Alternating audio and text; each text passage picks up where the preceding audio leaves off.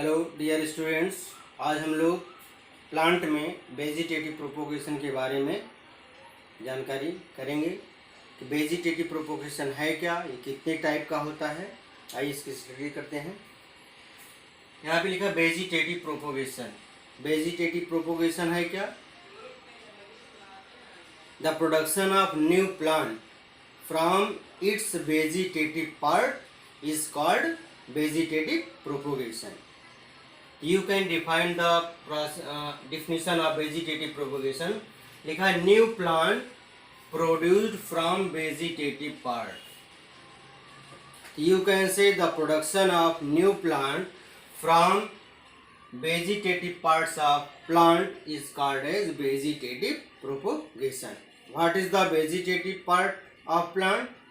That is leaf, root, stem. Root, stem और leaf को plant का वेजिटेटिव पार्ट कहा जाता है. You can also define the vegetative part. The part of plant in which the sexual reproductive part is not found are called as vegetative part. तो vegetative part का example root, stem और leaf होता है. Next, types of vegetative propagation. There are two types of vegetative propagation: natural vegetative propagation and artificial vegetative propagation. So first we are discuss natural vegetative propagation. यहाँ पे देख रहे हैं कि natural vegetative propagation takes place in plant by root, by stem and leaf. Sweet potato, turmeric में root के द्वारा natural vegetative propagation होता है. ग्रास, पोटैटो, जिंजर और ओनियन, इन तीनों चारों में स्टेम के द्वारा नेचुरल वेजिटेटिव प्रोपोगेशन करा सकते हैं. ब्रायोफाइलम प्लांट होता है, इसकी लीफ में नेचुरल वेजिटेटिव प्रोपोगेशन होता है.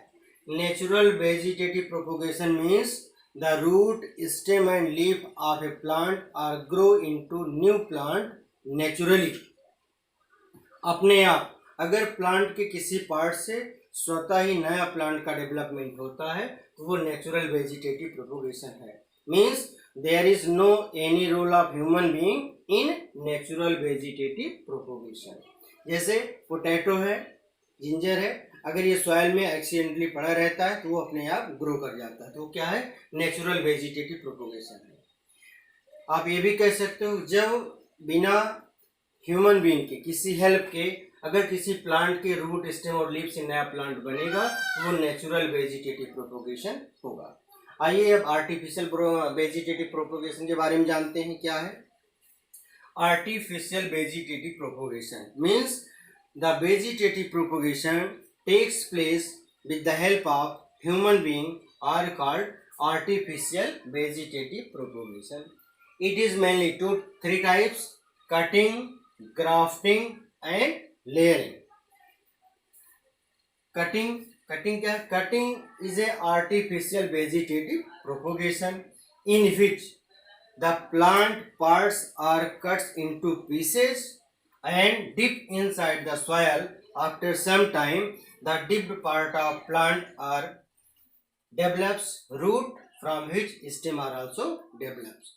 यहाँ पे आप देख सकते हैं ये शुगर केन का पार्ट है, इसको काट दिया गया. काटने के बाद इसको सॉइल में रखा गया तो कुछ समय के बाद इसमें रूट सिस्टम डेवलप होगा, फिर इसमें स्टेम डेवलप होगा और ये नए प्लांट में कन्वर्ट हो जाएगा. तो कटिंग में क्या होता है? सबसे पहले चाहे पोटैटो, चाहे शुगर केन हो, चाहे रोज हो, उसके प्लांट के लीफ को या स्टेम को पार्ट में काटते हैं. काटने के बाद क्या करेंगे? उसको सॉइल में रखेंगे, तब वो नए प्लांट में डेवलप होगा. बिकॉज ईच पीसेस है बर्ड्स, जो बर्ड्स होती है वही नए प्लांट में कन्वर्ट होती है. तो कटिंग के द्वारा आर्टिफिशियल वेजिटेटिव प्रोपोगेशन रोज में पाया जाएगा, शुगर केन में पाया जाएगा, पोटैटो में पाया जाएगा, क्राइसैंथेमम में पाया जाएगा. यहाँ आप देख सकते हैं प्लांट का पार्ट है, इसको मिट्टी के अंदर डाल दिया गया, फिर क्या हुआ? यहाँ से रूट और स्टेम डेवलप हुआ. Second, grafting. ग्राफ्टिंग को हम लोग ये जानते हैं कलम करना. ठीक है. Grafting is a method of artificial vegetative propagation found in mango, citrus, apple and rose. इसमें क्या होता है कि एक प्लांट के रूट सिस्टम पार्ट को दूसरे प्लांट के शूट सिस्टम से जोड़ दिया जाता है। Means in grafting a shoot system of a plant are tied with root system of another plant. Plant का जिस प्लांट का रूट सिस्टम यूज होता है वह स्टॉक कहलाता है, जिस प्लांट का शूट सिस्टम यूज किया जाएगा वो सियान कहलाता है। तो हमेशा स्टॉक के ऊपर सियान को लाके बाइंड करते हैं। बाइंड करने के कुछ समय बाद क्या होगा, रूट से एब्जॉर्प्शन स्टार्ट होगा और वो ट्रांसपोर्टेशन सियान तक पहुंचेगा और ये कंप्लीट न्यू प्लांट हो जाएगा।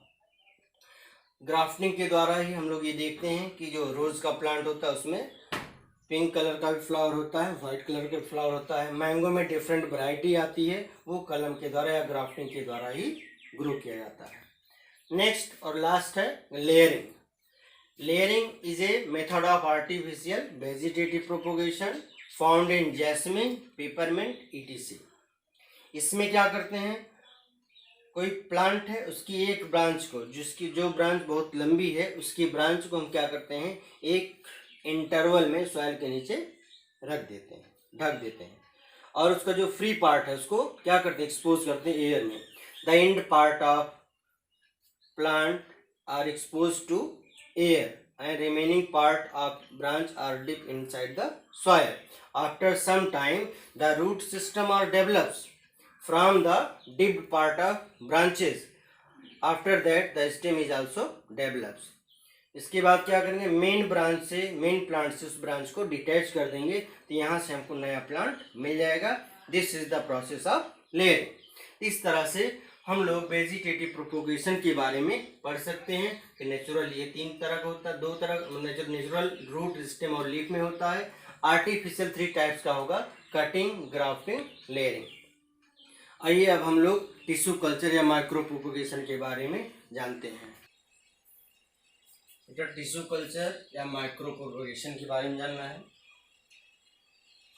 व्हाट इज टिश्यू कल्चर और माइक्रो प्रोपोगेशन?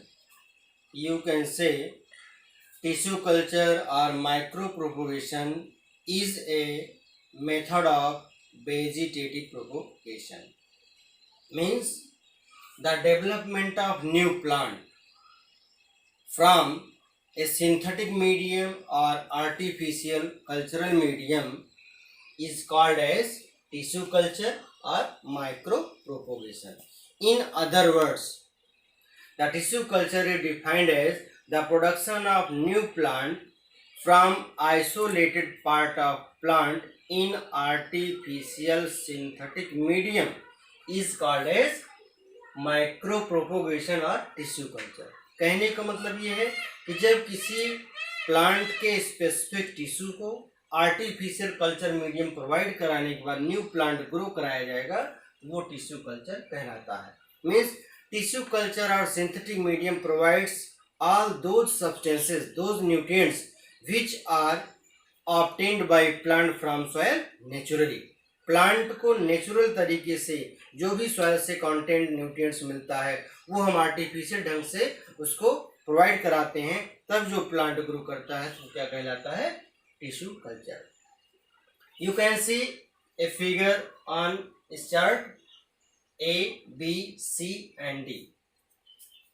ए इसमें देखिए फिगर बना है, आइसोलेट प्लांट के किसी एक पार्ट से, स्पेसिफिक पार्ट से टिश्यू को आइसोलेट किया गया और उसको फर्स्ट कल्चर मीडियम में रखा गया। फर्स्ट कल्चर मीडियम में रखा गया। The first culture medium contains plant hormone which are responsible for cell division। इस कल्चर मीडियम में वो सभी न्यूट्रिएंट्स फाइटो हार्मोन होंगे जो इस आइसोलेटेड सेल में क्या करेंगे, सेल डिवीजन स्टार्ट करेंगे। When the isolated cell are undergoes repeated division to form a mass of cell called callus, the callus are placed in next culture medium where nutrients are present which begins to develop root system from the callus। कहने का मतलब सी synthetic medium में ऐसे nutrients होते हैं, ऐसे substance होंगे जो कैलस से रूट सिस्टम को डेवलप करते हैं। The callus with root are placed in next synthetic medium where nutrients और hormone present which begins to development of leaf from the callus. तो फोर्थ सिंथेटिक मीडियम में क्या होगा, जो कैलस में रूट है उसी के बाद से क्या होगा, उसमें शूट सिस्टम का डेवलपमेंट होगा। Now the callus with root and leaf और stem are ready to develop into new plant. अब इस कैलस को इस फोर्थ पॉट से आइसोलेट करके उसको प्लांटलेट करेंगे, किसी गमले में किसी प्लॉट में रख देंगे तो क्या करेगा, नए प्लांट में कन्वर्ट हो जाएगा। आइए इसको समराइज करते हैं। फर्स्ट प्लांट में आइसोलेटेड प्लांट सेल को रखेंगे फर्स्ट पॉट में, इसमें कल्चर मीडियम होगा। इस मीडियम में ऐसे न्यूट्रिएंट्स होंगे जिसमें इसमें डिवीजन स्टार्ट होता है। After division the isolated cell forms a mass like structure called callus. The callus dipped in next synthetic medium where the root system are developed from callus. The callus with root are placed in next synthetic medium where the shoot system are developed from callus. The callus with root and shoot are plantlets are dipped in plantlets where it converts into new plant। Micro propagation and tissue culture are found in chrysanthemum, orchids and asparagus etc। इस plant में tissue culture के माध्यम से हम नए plant को grow करा सकते हैं। Now we have discuss two advantages of tissue culture. Tissue culture ऐसा प्रोसेस होता है जिसमें प्लांट में रैपिड मल्टीप्लिकेशन होता है। It is quick methods of multiplication of plant. इस मेथड में प्लांट में बहुत तेजी से मल्टीप्लिकेशन होता है। दूसरा, virus free plants are produced by tissue culture. Tissue culture medium से हम हेल्दी और रेजिस्टेंट प्लांट मतलब virus free plant, disease free plant पा सकते हैं। Second, it can overcome seed dormancy. इसमें सीड डॉर्मेंसी का कोई प्रभाव नहीं पड़ता because tissue culture are found in those plant which are unable to produce seed.